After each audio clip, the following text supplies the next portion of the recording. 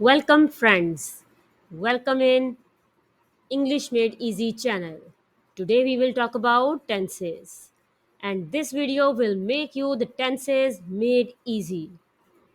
Friends tenses आपको समझाने का सिर्फ यही मकसद है कि आपको सबसे पहले सेंटेंस का स्ट्रक्चर बनाना आ जाए कि how can we make a structure of a sentence in English language. सिर्फ आपका जब ये स्ट्रक्चर एक बार डेवलप हो जाएगा तो आप इसके बाद अपने खुद से सेंटेंसेस को बना पाएंगे और फिर आप फ्लुएंटली इंग्लिश बोल सकते हैं। In previous video, we talked about present indefinite tense, past indefinite tense, future indefinite tense. But in this video, we will talk about present continuous tense, past continuous tense, and future continuous tense. First of all, what is continuous tenses? Actually, continuous means ongoing process. ऐसा work जो अभी चल रहा है, a work that has been started in the past but at that time it is ongoing, अभी वो चल रहा है, then we use continuous tenses. continuous tenses को हम progressive tense भी कहते हैं. Okay, now in this video we will talk about present continuous tense, past continuous tense, and future continuous tense. Now start the video with the present continuous tense. We will use the present continuous tense in ongoing process. एक ongoing process के लिए हम present continuous को use करते हैं जो कि इस वक्त हो रहा है. We use present continuous tense in three ways. The first one is actions in progress. What is he doing? He is working now. Got it? The second use of present continuous tense is temporary situations. For example, what is he doing nowadays? He is doing a job nowadays.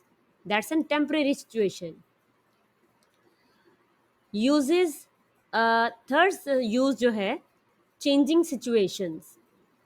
For example, the weather is getting colder nowadays. कि आजकल मौसम सर्द होता जा रहा है. Okay, now we talk about present continuous tense helping verbs. Helping verbs कौन कौन से यूज होते हैं? Is, am, are. Okay. First of all, we will talk about is. Is used with the third person singular. He, she, it and singular name. जब भी subject में इनमें से कुछ भी होगा तो आप is यूज करेंगे उसके साथ. am is only used with first person, means I के साथ यूज होगा. are is used with plural subjects. Plural subjects होंगे तो हम उसके साथ आर यूज करेंगे. अब प्लूरल सब्जेक्ट्स कौन कौन से हैं? You, we, they and plural name. अगर किसी भी सेंटेंस में यू, वी, दे या प्लूरल नेम्स होंगे तो हम उसके साथ आर यूज करेंगे. Okay, now we will move on next topic, that is Urdu फिकरात में इसकी पहचान क्या है. उर्दू फिकरात में आखिर में इन सेंटेंसेस के रहा है, रही है, रहे हैं वगैरह आता है. क्या पहचान है इसकी? रहा है, रही है, रहे हैं. हेल्पिंग वर्ब कौन से यूज होते हैं? Is, am, are. And the form of verb, the most important thing, continuous tense में हमेशा वर्ब की फर्स्ट फॉर्म प्लस आईएनजी, इसे हम वर्ब की फोर्थ फॉर्म भी कहते हैं, यही यूज होगी. ठीक है. Now talk about the formation of the present continuous tense. It's very simple, very easy. Positive sentence के लिए हम क्या यूज करेंगे? Subject plus helping plus verb की first form plus ING plus object. यानी जब हम सब्जेक्ट सेंटेंस को बनाएंगे तो हमने सबसे पहले क्या राइट करना है, सब्जेक्ट, और उसके बाद हम हेल्पिंग वर्ब लेंगे। हेल्पिंग वर्ब लेने के लिए हम सब्जेक्ट को फॉलो करेंगे, जो हमारा सब्जेक्ट होगा उसके अकॉर्डिंग ही हम हेल्पिंग वर्ब लेंगे। मीन्स इज लगाना है, एम आएगा या आर यूज़ करेंगे। देन हम वर्ब की फर्स्ट फॉर्म प्लस आईएनजी ही यूज़ करेंगे, यानी वर्ब की फॉर्म लगाएंगे और फिर साथ में आईएनजी उसके यूज़ करेंगे और प्लस ऑब्जेक्ट आएगा। ठीक है। अगर आपको सब्जेक्ट और हेल्प वर्ब के इस रिलेशन के बारे में मज़ीद स्टडी करना है, मैंने अपनी वीडियो का लिंक नीचे डिस्क्रिप्शन में दे दिया है। नाउ आप उसको भी वॉच कर सकते हैं और वहाँ पे जाके आप बहुत अच्छे से इसको लर्न कर सकते हैं। Okay, now we will talk about negative sentences. How can we make negative present continuous tense sentences? इसके लिए हमें कुछ ज़्यादा मुश्किल एफर्ट करने की ज़रूरत नहीं है, बहुत इजी है। सिर्फ हमने हेल्पिंग वर्ब, जो भी हेल्पिंग वर्ब हमने सेंटेंस में यूज़ किया है उसके साथ हम नॉट लगा देंगे और ये हमारा एक नेगेटिव सेंटेंस बन जाएगा। अब हम बात करेंगे इंट्रोगेटिव स्ट्रक्चर की। इंट्रोगेटिव स्ट्रक्चर क्या होगा प्रेजेंट कॉन्टिन्यूस टेंस का? इसके लिए हमने कुछ ज़्यादा मज़ीद कोई एक्स्ट्रा एफर्ट नहीं करनी है, बहुत सिंपल है। आपने हेल्पिंग वर्ब जो कि हमने सब्जेक्ट के बाद रखा हुआ था उसको हमने सेंटेंस में सबसे पहले ले आना है। Got it? सब हेल्पिंग वर्ब को सबसे पहले ले आना है और उसके बाद कंप्लीट हमारा स्ट्रक्चर वही रहेगा और एंड पर हमने सिर्फ और सिर्फ क्वेश्चन मार्क लगा देना है, जिससे हमारा ये सेंटेंस इंट्रोगेटिव सेंटेंस बन जाएगा। Now move on the present continuous tense examples. The first example is she is reading a novel right now. She, वो एक लड़की के बारे में बात हो रही है। हमने क्या बताया था, singular subject, third person singular subject के साथ हम कौन सा हेल्पिंग वर्ब यूज करेंगे, इज। देखिए शी के बाद हमने लगाया इज और उसके बाद वर्ब की फर्स्ट फॉर्म है रीड प्लस आईएनजी का यूज किया, आईएनजी रीडिंग अ नॉवल एक सब ऑब्जेक्ट है। Right now is showing it is continuous tense. She is reading a novel right now, वो इस वक्त एक नॉवल पढ़ रही है। उर्दू फिक्रे में रहा है, रही है, रहे हैं की भी पहचान आ गई इसमें। Okay, now take second example.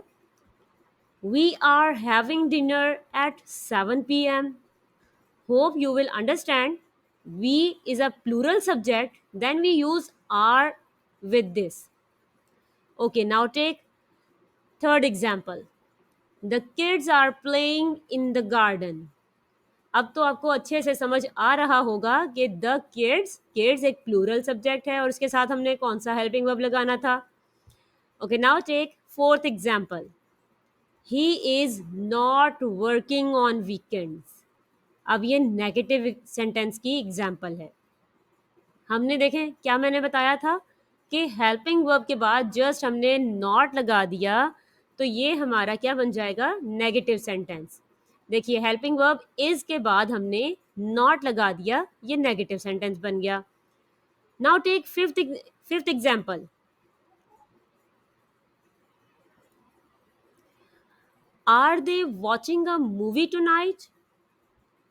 यहाँ पर देखिए हेल्पिंग वर्ब जो कि हमारा सब्जेक्ट के बाद आ रहा था वो हमने उठाकर फर्स्ट पर रख लिया और बाकी सेंटेंस एज इट इज रहेगा और लास्ट पर क्वेश्चन मार्क लगा देंगे तो ये हमारा इंट्रोगेटिव सेंटेंस बन गया। I hope you will understand the present continuous tense. How can we make sentences in present continuous tense? Okay friends, अगर अभी तक आपने मेरे चैनल को सब्सक्राइब, लाइक, शेयर और सब्सक्राइब नहीं किया तो अभी जल्दी से मेरे चैनल को सब्सक्राइब कर दीजिए और नीचे दिए गए बेल आइकॉन पे लाजमी क्लिक कर दें ताकि आपको मेरी नई आने वाली वीडियोस जल्द मिलती रहे। Now move on past continuous tense. What are the uses of past continuous tense? Simple है यार, आपने कॉन्टिन्यूस टेंस को हमने प्रेजेंट में पढ़ा था, मीन्स अभी इस वक्त के लिए पढ़ा था. पास्ट में मीन्स हमने गुजरे हुए वक्त के लिए अब पढ़ेंगे. Ongoing actions happened in the past. Yes. Now get the topic. Helping verbs. Two helping verbs used in past continuous tense: was and were. Was is used with singular subjects and were is used with plural subjects. अब singular subjects कौन से हैं? He, she, it, I and singular name. Were is used with plural subjects. So कौन कौन से plural हैं? You, we, they and plural names. अब आपके लिए ये बात समझनी बहुत आसान हो गई होगी कि पास्ट कॉन्टिन्यूस की उर्दू फिक्रात में पहचान क्या है. जाहिर है जब हमने पास्ट के बारे में बात करनी है, गुजरे हुए वक्त के बारे में बात करनी है, तो उर्दू फिक्रात के आखिर में क्या आएगा? रहा था, रही थी, रहे थे वगैरह. हेल्पिंग वर्ब कौन से यूज करेंगे? Was, were. और फॉर्मर वर्ब कौन सी यूज होगी? कॉन्टिन्यूस टेंस में प्रेजेंट, पास्ट और फ्यूचर तीनों में ही वर्ब की first form plus ING means fourth form को हम यूज करेंगे. Okay. Formation of past continuous tense. Positive sentence की हम पास्ट कॉन्टिन्यूस टेंस में कैसे बनाएंगे? पॉजिटिव सेंटेंसेस को हम बनाने का हमारा फॉर्मूला ये है: subject plus helping verb plus verb की first form plus ING plus object आएगा. इसी तरह से नेगेटिव सेंटेंस हम कैसे बनाएंगे? जैसा कि हमने प्रेजेंट कॉन्टिन्यूस टेंस में हमने देखा था कि सिर्फ हेल्पिंग वर्ब के बाद नॉट लगा दिया तो ये नेगेटिव हो गया. पास्ट कॉन्टिन्यूस में भी सेम ऐसे ही हेल्पिंग वर्ब के बाद नॉट लगाएंगे तो ये नेगेटिव हो गया. How can we make interrogative sentence? Yes, helping verb का ही तो सारा चक्कर है. हेल्पिंग वर्ब को उठाया और फर्स्ट पे रख दिया प्लस सब्जेक्ट, और वो पूरा सेंटेंस एज इट इज रहेगा और एंड पर क्वेश्चन मार्क लगा दिया. Now take some examples of past continuous tense. The first example is she was studying for her exams at 9 p.m. last night. वो कल 9 बजे रात के पढ़ रही थी अपने एग्जाम के लिए. पढ़ रही थी मतलब पास्ट आ गया. ठीक है. She was. अब यहां पर देखिए सब्जेक्ट में है she is a singular subject, so we use was with it. और उसके बाद हमने वर्ब की फर्स्ट फॉर्म के साथ आईएनजी लगाई और उसके बाद for her exams means object को यूज किया और फिर टाइमिंग को हमने साथ में ऐड कर दिया, जिससे हमें पता चलता है कि ये पास्ट कॉन्टिन्यूअस टेंस है. Okay.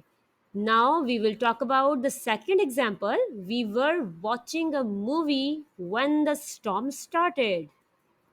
We were plural subject, so we use plural helping verb. और इसके साथ हमने वर्ब की फर्स्ट फॉर्म के साथ आईएनजी को यूज किया and then object. Okay, now take third example, and this is the negative sentence example. They were not working on weekends. They is a plural subject, were is a plural helping verb, और simply helping verb के बाद not लगाना है तो ये negative sentence हो गया. And the fourth example of past continuous tense is, were you listening to music yesterday? Exactly, it's a interrogative sentence. Simply इससे हमने हेल्पिंग वर्ब को, यहाँ देखिए वर हमने कहाँ लगाया था? थर्ड एग्जाम्पल में सब्जेक्ट के बाद. और अब हमने क्या किया? यहाँ से ही सब्जेक्ट के बाद से ही हेल्पिंग वर्ब को उठाया और ये फर्स्ट पे रख दिया, एंड पर क्वेश्चन मार्क लगा दिया, तो ये इंट्रोगेटिव सेंटेंस बन गया.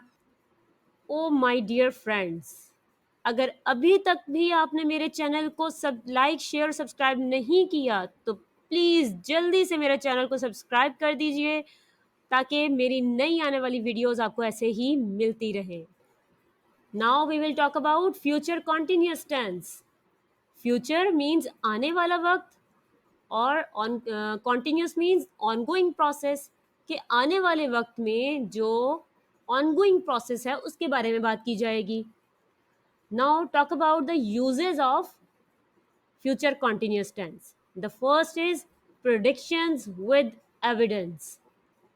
For example, by the looks of sky, it will be raining. कि आसमान को देखते हुए ये अंदाज़ा हो रहा है कि बारिश हो ही जाएगी. And the second use of future continuous tense is actions in progress. Means he will be working on a project tomorrow 6 p.m. Helping verbs of future continuous tense. Simply will be and shall be. Will be और shall be में सिर्फ shall be एक ऐसा helping verb है जिसको हम I और we के साथ यूज करते हैं और बाकी तमाम सब्जेक्ट्स के साथ will be यूज होता है. बाकी तमाम सब्जेक्ट्स कौन कौन से हैं? He, she, it, they, you, singular और प्लूरल नेम्स, ये तमाम हेल्पिंग वर्ब्स जो हैं सब्जेक्ट्स जो हैं इनके साथ हम विल बी यूज करेंगे.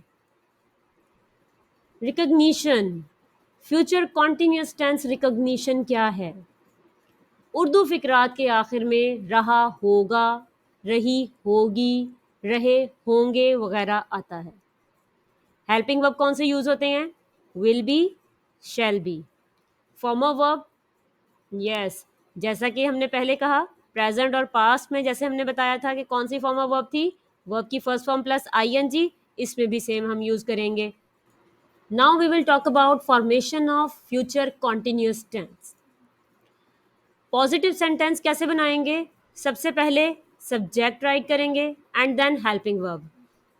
सब्जेक्ट जो भी होगा उसके अकॉर्डिंग ही हमने हेल्पिंग वर्ब को राइट करना है. And then we use verb की first form plus ING. Verb की फर्स्ट फॉर्म यूज करेंगे और साथ में आईएनजी यूज करेंगे. And then at the last we use object. हम आखिर में ऑब्जेक्ट को यूज करेंगे. How can we make negative sentence? Yes, that's थोड़ा सा डिफिकल्ट होने वाला है लेकिन आपके लिए बहुत आसान बना देंगे. ओके